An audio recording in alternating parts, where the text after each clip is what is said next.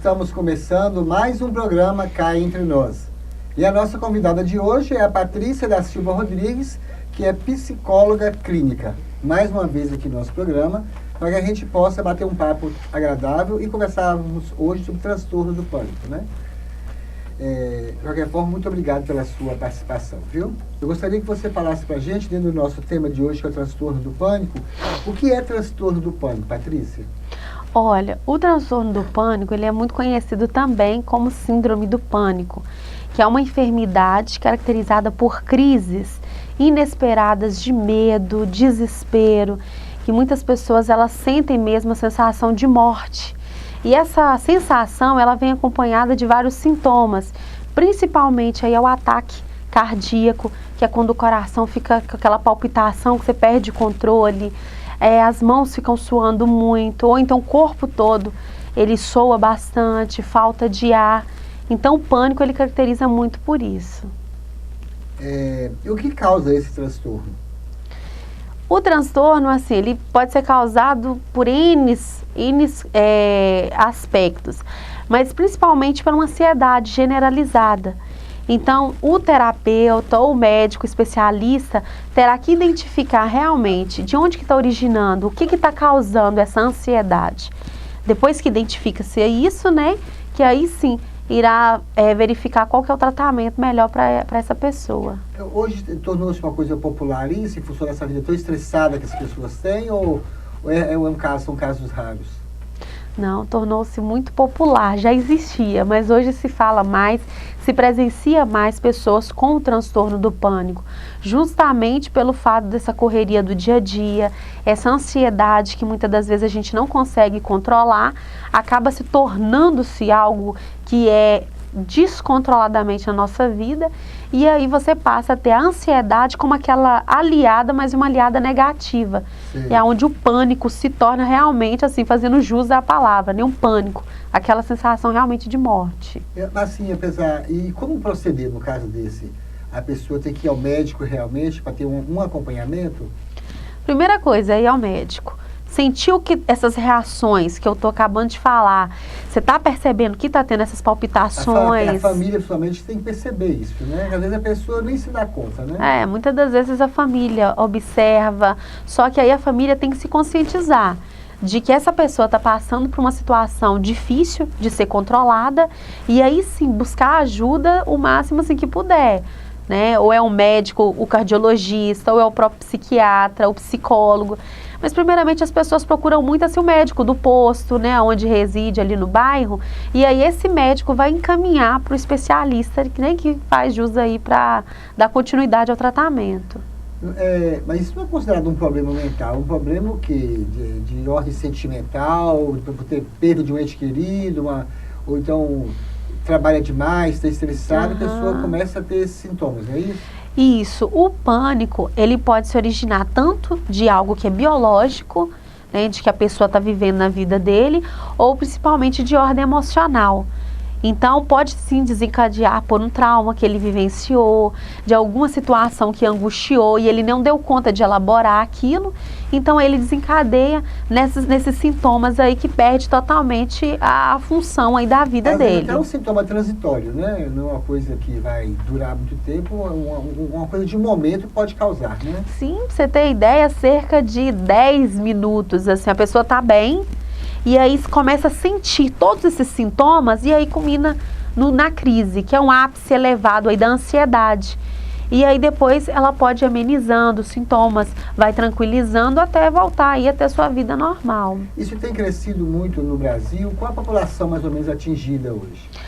Tem crescido bastante, a população mais atingida aí é a juventude, porque a juventude já vivencia essa ansiedade e justamente na fase aí dos 15 até os 20 anos de idade é onde se desencadeia as primeiras crises. E a gente observa muito que é mesmo no sexo feminino que há uma maior, vamos colocar assim, a explosão maior do transtorno do pânico é maior no sexo feminino do que no masculino. Olha só, interessante, né? Isso é uma coisa comprovada já.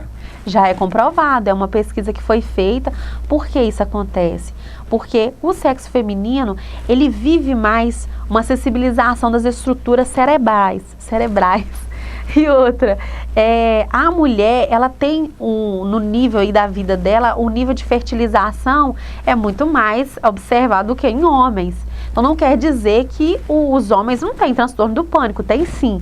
Mas nas mulheres são os casos assim que são mais visíveis. Como a família deve portar-se diante da pessoa que apresenta o transtorno do pânico? Primeira coisa, a família tem que conscientizar que isso não é um problema de outro mundo, né? Todos nós somos vulneráveis a desenvolver, né, a desencadear aí o transtorno do pânico. Então a família, ela tem que motivar essa pessoa a procurar uma ajuda, estar junto do doente aí querido para ir buscar um especialista, tá estimulando a pessoa a sair de casa, não ficar enclausurado ali na doença e sim buscar um apoio. Essa família também precisa de cuidados, precisa-se de grupos de orientação, procurar um especialista também, né? Sim, para tirar o fardo também, claro. Porque começa a pensar, não, a culpa é da família, e na verdade não, a culpa, vamos colocar, a culpa não é de ninguém, né? Porque ninguém sabe o que de fato é a doença, então a família precisa buscar esse apoio, buscar essas informações para poder ajudar aí alguém da família. Às vezes, Patrícia, a pessoa menos esclarecida fala assim, a pessoa está possuída, né? Tá uma coisa ruim, né? E na realidade não é nada disso, né? Não é nada disso. É um problema psicológico mesmo. É um problema emocional, é de ordem psicológica, que tem, como eu estou falando, todos nós somos vulneráveis a desencadear a doença. Então a gente tem que perceber qualquer sintoma relacionado ao pânico, tem que buscar ajuda, né, para o especialista averiguar se é ou se é simplesmente ali um momento de ansiedade que aquela pessoa está vivendo. Buscando ajuda torna-se mais fácil para poder carregar o fardo, né? Com certeza. Patrícia, vamos dar uma pequena parada para o intervalo, tá bom? Tá joia. Vamos dar uma pequena parada para o intervalo, me aguarde, não saia daí que nós voltamos já já.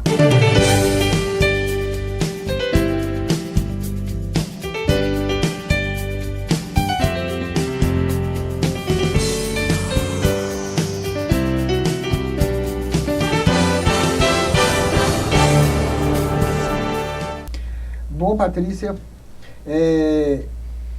que diferença existe entre a ansiedade normal e a que caracteriza a síndrome do pânico? Olha, a ansiedade normal é a ansiedade que todo mundo tem, que é aquela que você fica mais reservado diante de um perigo, é aquela ansiedade que coloca você para pensar mais diante de uma escolha que você está imaginando a consequência. Essa é uma ansiedade normal. Agora existe um outro tipo de ansiedade, que é a ansiedade patológica, que é quando a ansiedade, de fato, ela começa a tomar conta da sua vida. E aí você se vê diante de uma situação totalmente impotente. É onde vem o sofrimento, vem as angústias, as frustrações, e isso acaba tomando conta de você de uma tal forma que aí é como se você se sentisse bloqueado diante da vida. O transtorno do pânico, ele age aí, ele é manifestado por esse tipo de ansiedade patológica, que é uma ansiedade doentia. Os sintomas que o transtorno do pânico provoca são semelhantes ao da ansiedade normal, apenas mais intensos ou são diferentes? São semelhantes, só que a gente vai ter que observar que os mesmos sintomas da ansiedade normal, que é quando você fica tremendo, dor de cabeça, mas logo passa, é uma coisa. Só que com o transtorno do pânico isso fica mais exagerado, vamos colocar assim. Que quais são esses sintomas?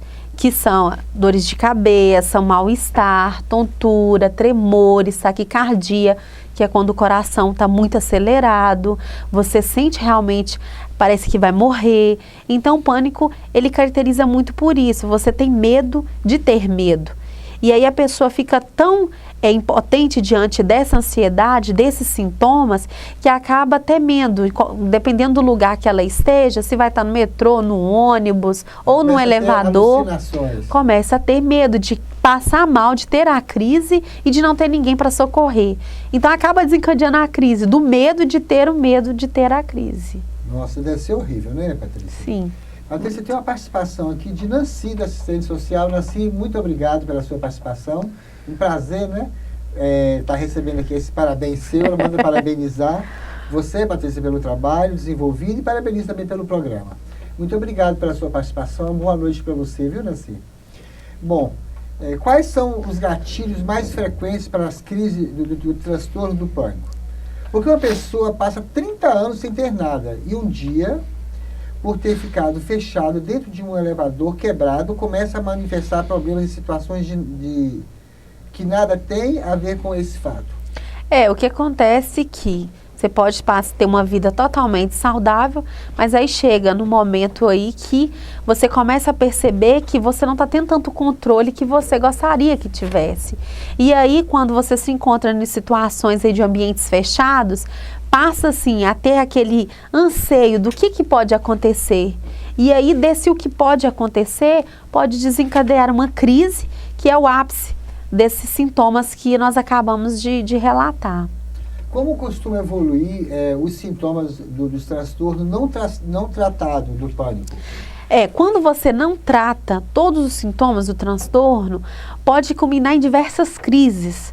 Geralmente, as crises elas se desencadeiam aí de 2 a 4 crises por dia. Então imagine só, quando você está no momento de ansiedade aí no seu dia a dia, você já sente aquela tremura, as mãos geladas e tudo mais. Então quando você está numa crise do pânico, você pode totalmente perder o controle. E essas crises, sem o tratamento, vai acabando com todo o estado emocional dessa pessoa. Que ela fica debilitada, não quer sair de casa porque tem medo, teme, né, de se sair, passar mal. Então acaba mudando a rotina dessa pessoa. Então ter medo não é uma coisa normal, né? Ter medo tem 2 tipos, depende, tem que ser avaliado. Porque o medo, ele é positivo quando ele te afasta de um perigo. Agora, o medo negativo é quando ele toma conta da sua vida. Não existe motivo e você está com medo. Justamente, ele toma conta de sua vida e você não consegue desenvolver nada porque você tem medo de que alguma coisa vai dar errado. Então você prefere ficar acomodado. Né? Se torna-se uma pessoa insegura, né, Patrícia? Sim, totalmente. Como você orienta o tratamento de uma pessoa que diz ter crise de pânico em determinadas situações? Primeira coisa é buscar auxílio, conversar com a família, explicar para a família o que está sentindo ou com um amigo.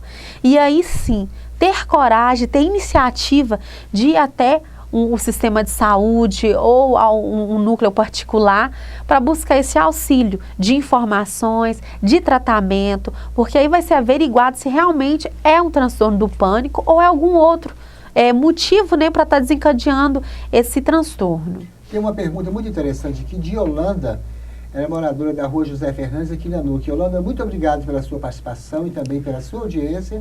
Ela pergunta qual a diferença entre a síndrome do pânico e a depressão. O que diferencia? Então, a síndrome do pânico é uma doença, né, causada pelo medo, causada por crises. E essas crises elas são desencadeadas pelo medo e também pelo desespero, porque tem a sensação de morte. Já a depressão é uma tristeza profunda, onde a pessoa não consegue ver a luz no final do túnel. A pessoa tem os sintomas assim de angústia, frustração, muito choro, o choro é constante, não consegue ver as soluções diante dos problemas. E aí sim, a diferença é essa, a depressão é uma tristeza profunda, né, resumindo assim em breves palavras, e o pânico já é uma crise de ansiedade. Participação aqui de Lucimeire. Lucimeire, muito obrigado pela sua audiência e pela sua participação também. Ela manda agradecer pelo apoio que deu a ela, né? E te parabeniza pelo programa. Bom, vamos dar uma pequena parada para o intervalo. Me aguarde, não saia daí que nós voltamos já já.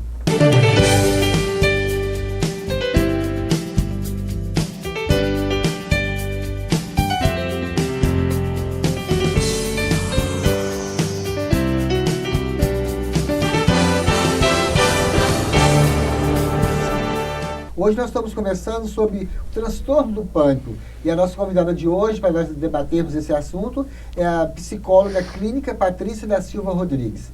Bom, Patrícia, já conversamos sobre vários assuntos, mas tem mais coisa ainda para me te perguntar, né? O tratamento implica uma parte medicamentosa e outra comportamental. Qual é a orientação que se deve dar às pessoas que apresentam esse transtorno? Olha, a gente nunca pode descartar nenhum nem outro que você falou aí agora. porque a orientação que se dá é que o paciente ele vai fazendo uso dos medicamentos que vai auxiliar, juntamente com o medicamento, fazendo o acompanhamento psicológico, né? De preferência que seja uma terapia comportamental, para estar influenciando esse paciente a pensar sobre o que causou, o que estava decorrendo aí, que situação que ele estava vivendo, que foi decorrendo aí o transtorno do pânico. Então, não só medicamento e não só a terapia, né? Mas sim os dois, auxiliando um com o outro, principalmente trazendo a família também para o tratamento. Então, tanto o medicamento quanto a terapia é fundamental. O tratamento deve ser mantido por quanto tempo, Patrícia? Não existe um tempo para te falar, não, é X momento vai ser melhorado o transtorno. Mas, geralmente, é um processo lento, não tem como você chegar no médico, introduzir o medicamento, ir para o psicólogo ou ir para qualquer outro tipo de especialista, não vai resolver o problema rapidamente. É um processo que é demorado, depende do paciente, depende de quais os sintomas que ele está sentindo. Então, geralmente, dependendo de como é a abordagem de cada especialista, é em torno de 6 meses a 1 ano, ou não tem um tempo determinado. Depende da causa, o que causou o transtorno do pânico e de como esse paciente vai lidar com o tratamento. Terapias alternativas, como meditação, yoga, fazem algum efeito? Eu gosto muito da meditação e do yoga associada ao medicamento e ao acompanhamento psicológico. Por quê? O medicamento vai fazer um efeito, o acompanhamento psicológico um outro efeito, que vai auxiliar. A meditação e yoga entra aí para dar um suporte maior na reflexão, onde a pessoa vai começar a introduzir mesmo na vida dela algo de positivo, vai internalizar energias positivas e eliminar, juntamente com o acompanhamento psicológico, aquilo de negativo que se decorreu aí o transtorno do pânico. E procurar também ter uma vida social normal, né, Patrícia? Com certeza. Isso é fundamental, né? Sim, a convivência familiar primeiramente, depois sim os amigos, sair de casa, fazer aquilo que gosta, aquilo que tem prazer. Tudo devagar, nada rapidamente não, porque senão leva um outro choque, isso não é legal. O importante é fazer isso, é um processo, né? Tem que ter paciência, porque as coisas vão ser melhoradas até essa pessoa ter uma qualidade de vida. Patrícia, perguntamos várias coisas para você, né? Ficou alguma coisa que você gostaria de acrescentar para nós finalizarmos esse assunto? O que eu queria deixar claro que o transtorno do pânico não é um problema sério. As pessoas têm que levar em consideração, sim, buscar ajuda e não ficar sofrendo em casa. Tem especialistas, a saúde mental está aqui também, é para ajudar todos vocês que necessitam desse apoio, para informação também. Então, pode contar conosco aí da saúde do município também para estar dando esse apoio. Onde fica localizada a saúde mental? A saúde mental fica no bairro Vila Esperança, né? Agora eu não vou saber lembrar o endereço correto, se não me engano é Raposo Tavares. Se não me engano é isso, Raposo Tavares. Eu sei que você vai ali naquela avenida ali na beira do rio e chega na Rio Doce, você entra à esquerda, né? Isso mesmo. Já está identificado ali, né? Isso, é no bairro Vila Esperança, não tem esse. Chegar no posto de saúde, lá, né? Pode perguntar, isso mesmo. Tem mais uma participação aqui, a última do dia de hoje, de Marcos Flávio, né? Como descobrir se a pessoa tem algum transtorno? É necessário procurar um profissional? Com certeza. Nunca ir pela internet, viu, gente? Márcio, principalmente. Porque a internet tem muitas informações. Então, as pessoas já começam a ter um sintoma, já buscam na internet e aí tem um bando de informações. Eu tô com aqueles sintomas, então vou procurar um auxílio, vou procurar uma informação. Então, aí a melhor forma aí é de ir buscar mesmo um especialista que vai estar te orientando se você tem um transtorno ou se não, é o momento do seu dia a dia que você está passando. Patrícia, adorei a sua participação. Muito obrigado. Eu que agradeço. Muito obrigado pela sua participação, muito obrigado pela sua audiência e até a próxima semana com mais um convidado especial e com mais um programa Cá Entre Nós.